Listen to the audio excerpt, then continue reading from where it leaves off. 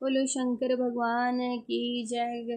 बोलो उमापति महेश जी की जय। हे गणराज, हे गणपति महाराज की कृपा बनाना। जय गुरु जी, शुक्राना गुरु जी।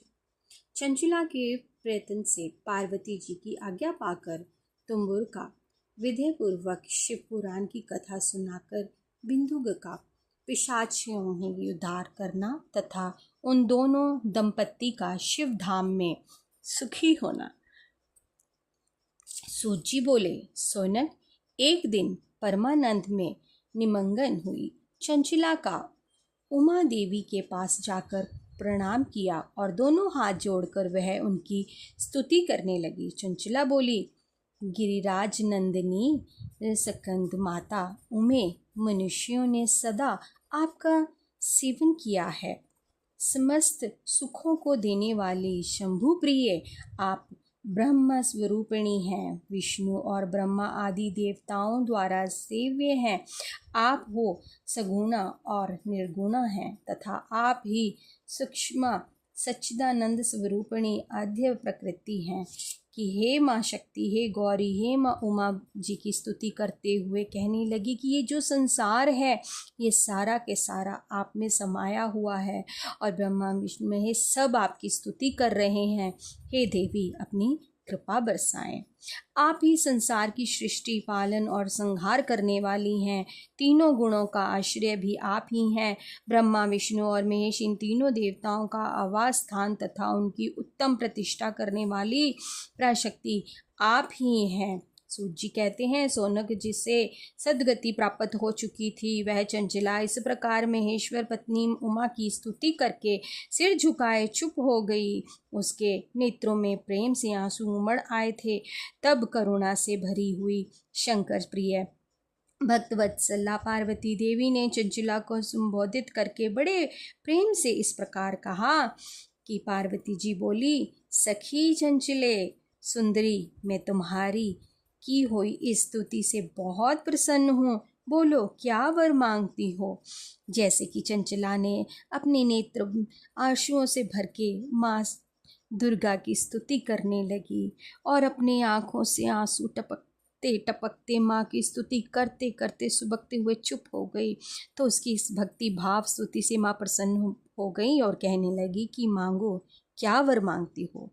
तुम्हारे लिए मुझे कुछ भी उदय नहीं है। चंचला बोली, निष्पाप गिरिराज कुमारी, मेरे पति बिंदु इस समय कहाँ हैं, उनकी कैसी गति हुई है ये मैं नहीं जानती। कल्याण में दीनवत्सल्य मैं अपने उस पति देव से इस प्रकार संयुक्त हो सकी, वैसा ही उपाय कीजिए। महेश्वरी महादेवी, मेरे पति एक शुद्ध जातीय वेश्याएं के प्रति आस्था थे और पाप में ही डूबे रहते थे। उनकी मृत्यु मुझसे पहले हो गई थी। ना जाने वह किस गति को प्राप्त हुए हैं। कहते हैं कि चंचला अपने पति के लिए बड़ी ही चिंतित हो रही थी और उसने माँ के आगे प्रार्थना की कि उसके पति उससे पहले जा बस चले गए थे। वह बस बहुत ही बुरे कामों में फंसे हुए थे, बुरी दूसरी स्त्रियों के साथ रहते थे, पर उसको फिर भी अपने पति पे आया कि प्रेम उमड़ा कि वो किस गति में गए हैं, किस योनि में गए हैं। हे माँ, मुझे उनके लिए बताइए, मुझ पे कृपा कीजिए। गिरिजा जी बोली, बेटी, तुम्हारा बिंदुगत नाम वाला पति बड़ा पापी था। उसका अंतकरण बड़ा ही दूषित था। वैश्याओं का उपभोग करने वाला वह मामूढ़ मरने के बाद नरक में पड़ा। अग्नि तत्व वर्षों तक ही नरक में नाना प्रकार के दुख भोग कर वह पापात्मा अपने शेष पापों को भोगने के लिए ही विंध्या पर्वत पर पिशाच हुआ है। इस समय वह पिशाच अवस्था में ही है और नाना प्रकार के कलेश उठा रहा है। वह दुष्ट वहीं वायु पीकर रहता और सदा सब प्रकार के कष्ट सहता है। सूत जी कहते हैं, सोनक, गौरी देवी की यह बात सुनकर उत्तम व्रत का पालन करने वाली चंचला उस समय पति के महान दुख से दुखी हो गई। फिर मन को स्थित करके उस ब्राह्मण पत्नी ने व्यथित हृदय से महाऐश्वरी को प्रणाम करके पुण्य पूछा। जब उसको पता चला कि उसका पति नरक की बहुत ही कष्टदायक जीवन व्यतीत कर रहा है तो वह रोने लगी और उसने माँ से कहा। चंचला बोली, महेश्वरी महादेवी मुझ पर कृपा कीजिए और दुष्य कर्म करने वाले मेरे उस दुष्ट पति का अब उद्धार कर दीजिए। देवी, कृत्य बुद्धि वाले मेरे उस पापात्मा पति को इस उपाय से उत्तम गति प्राप्त हो सकती है, ये शीघ्र बताएं। आपको नमस्कार है। उसने कहा कि हे माँ, जैसे मेरा कल्याण हुआ है, मेरे पति को भी बता दीजिए कि यह महाकथा सुनने से उनका उद्धार हो जाएगा। आप मुझ पे तरस खाइए, कृपा कीजिए। पार्वती जी ने कहा, तुम्हारा पति यदि शिव पुराण की पुण्य में उत्तम कथा सुने तो सारी दुर्गति को पार करके वह उत्तम गति का भागी हो सकता है। अमृत के समान ही मधुर अश्रुओं से युक्त गौरी देवी का ये वचन आदरपूर्वक सुनकर चंचला ने हाथ जोड़कर मस्तक झुकाकर उन्हें बारंबार प्रणाम किया और अपने पति के समस्त पापों को शुद्ध किया तथा उत्तम गति की प्राप्ति के लिए पार्वती जी से यह प्रार्थना की, मेरे पति को शिव पुराण सुनाने की व्यवस्था होनी चाहिए। उस ब्राह्मण पत्नी के बारंबार प्रार्थना करने पर शिव प्रिय गौरी देवी को बड़ी ही दया आई। उन भक्तवत्सल महेश्वरी गिरिराजा कुमारी जी ने भगवान शिव की उत्तम कृत्य का गान करने वाले गंधर्वराज तुम्ब ब्रह्मों को बुलाकर उनसे प्रसन्नतापूर्वक इस प्रकार कहा कि क्या वो जो चंचला थी उसको अपने पति के उद्धार के लिए माँ के आगे प्रार्थना करने लगी कि हे माँ, ये सब कुछ आप ही कर सकती हो, आप कृपा कीजिए, मेरे पति के जीवन को उद्धार करने के लिए आप ही कोई ऐसे साधन बनाइए कि उनको कोई वहाँ जाकर शिव पुराण सुना दे और वह परम गति को प्राप्त हो जाए। तो इसलिए माँ शक्ति ने शिवदूतों को बुलाया और उनको प्रसन्नतापूर्वक इस प्रकार कहने लगी, तुम्भरो, तुम्हारी भगवान शिव में प्रीति है, तुम मेरे मन की बात को जानकर मेरे अभीष्ट कार्य को सिद्ध करने वाले हो, इसलिए मैं तुमसे एक बात कहती हूँ, तुम्हारा कल्याण हो। तुम मेरी इस सखी के साथ शीघ्र ही विद्यापूर्वक पर्वत पर जाओ। वहाँ एक महाघोर और भयंकर पिशाच रहता है, उसका वृत्तांत तुम आरंभ से ही सुनो। मैं तुमसे प्रसन्नतापूर्वक सब कुछ बताती हूँ। पूर्व जन्म में वह पिशाच बिंदु नामक ब्राह्मण था, मेरी इस सखी चंचला का पति था, परंतु वह दुष्ट वेश्यागामी हो गया। स्नान संध्या आदि नित्य कर्म छोड़कर अपवित्र रहने लगा। क्रोध के कारण उसकी बुद्धि भ्रष्ट मूढ़ता छा गई थी। वह कर्तव्यता विवेक नहीं कर पाता था। अभिषय भषण सज्जनों से ही वह दोषी वस्तुओं का दान लेना, यही उसका स्वाभाविक कर्म बन गया था। वह अस्त्र शस्त्र लेकर हिंसा करता, बताए हाथ से खाता, बाएं हाथ से खाता, दीनों को सताता और कृतापूर्वक ही पराये घोरों में आग लगा देता था। चंडालों से प्रेम करता और प्रतिदिन वेश्याओं के संपर्क में रहता था। मैं बड़ा ही दुष्ट था। वह पापी अपनी पत्नी का परित्याग करके दुष्टों के संग में ही आनंद मनाता था। वह मृत्यु पूर्वक दुराचार में ही फंसा रहा। फिर अंतकाल आने पर उसकी मृत्यु हो गई। माँ गौरी जी ने सारी उसकी शुरू से वृतांत बताया कि वो एक ब्राह्मण जाति का होने के बावजूद भी बुरे कामों में फंस गया, बुरी संगत में फंस गया, दान पुण्य किया, वह बुरे लोगों के साथ, बुरी स्त्रियों के साथ रहने लगा। इस कारण उसने अपनी पत्नी का भी त्याग कर दिया और कई पाप भोग के वह मृत्यु लोक को प्राप्त हो गया। वह पापियों के भोग स्थान घोर यमपुरी में गया है और वहाँ बहुत से नरकों को उपभोग करके वह दुष्ट आत्मा जीव इस प्रकार विधान पूर्वक ही पिशाच बना हुआ है। वही वह दुष्ट पिशाच अपने पापों का फल भोग रहा है। तुम उसके आगे यत्न पूर्वक शिव पुराण की उस दिव्य कथा का प्रवचन करो, जो परम पुण्य में तथा समस्त पापों का नाश करने वाली है। शिव पुराण की कथा का स्मरण सबसे उत्कृष्ट पुण्य कर्म है। उससे उसका हृदय शीघ्र ही समस्त पापों से शुद्ध हो जाएगा और वह प्रेत योनि का परित्याग कर देगा।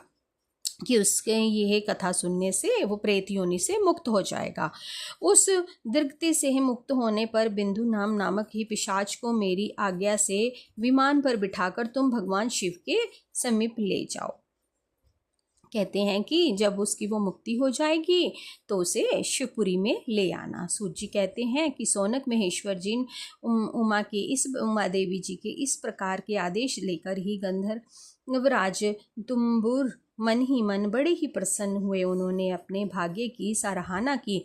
तत्पश्चात उस पिशाच की सता साध्वी पत्नी चंचला के साथ विमान पर बैठ के नारद के प्रिय मित्र तुम्बुर वेगपूर्वक विंध्याचल पर्वत पर गए, जहाँ वह पिशाच रहता था।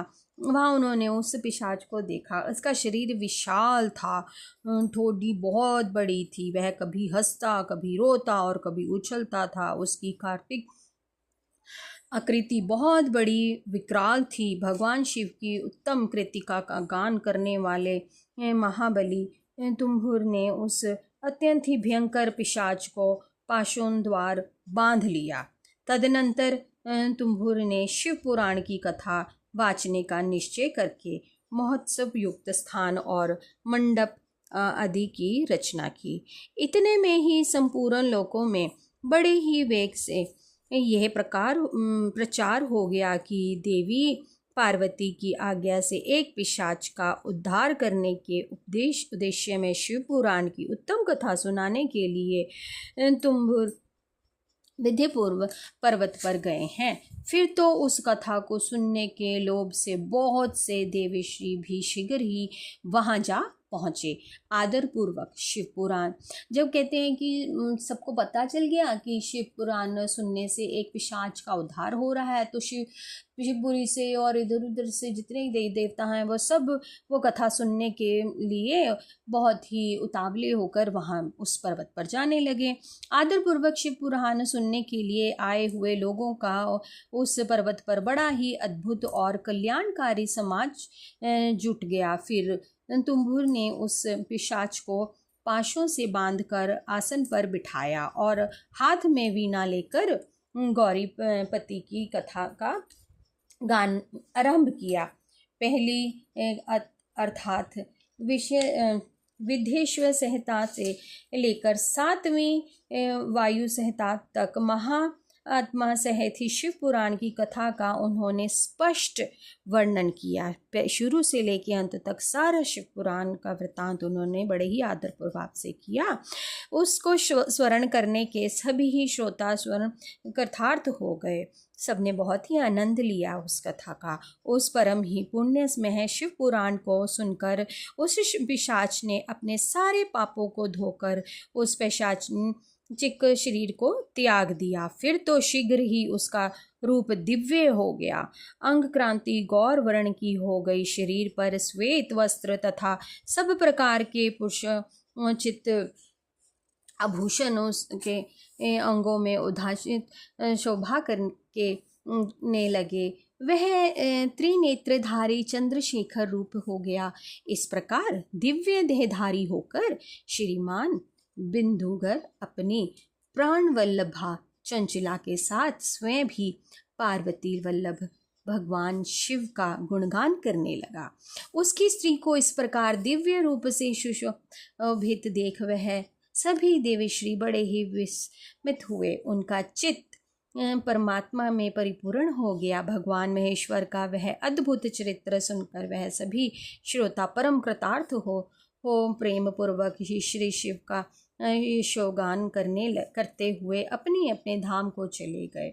दिव्य स्वरूप धारिणी श्रीमान बिंदु भी सुंदर ही विमान पर अपनी प्रियात्मा के पास बैठकर सुखपूर्वक आकाश में स्थित हो बड़ी शोभा पाने लगे। भगवान शंकर इस सब के कार्यों के बाद अपने धर्मपत्नी माँ पार्वती जी के साथ बड़ी ही शोभा पा रहे थे, बड़े आनंदमयी हो गए थे।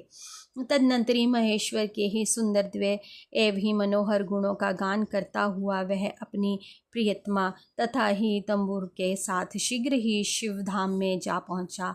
वहां भगवान महेश्वर तथा पार्वती देवी ने प्रसन्नतापूर्वक बिंदुगणा का बड़ा ही सत्कार किया और उसे अपना पार्श्व बना दिया।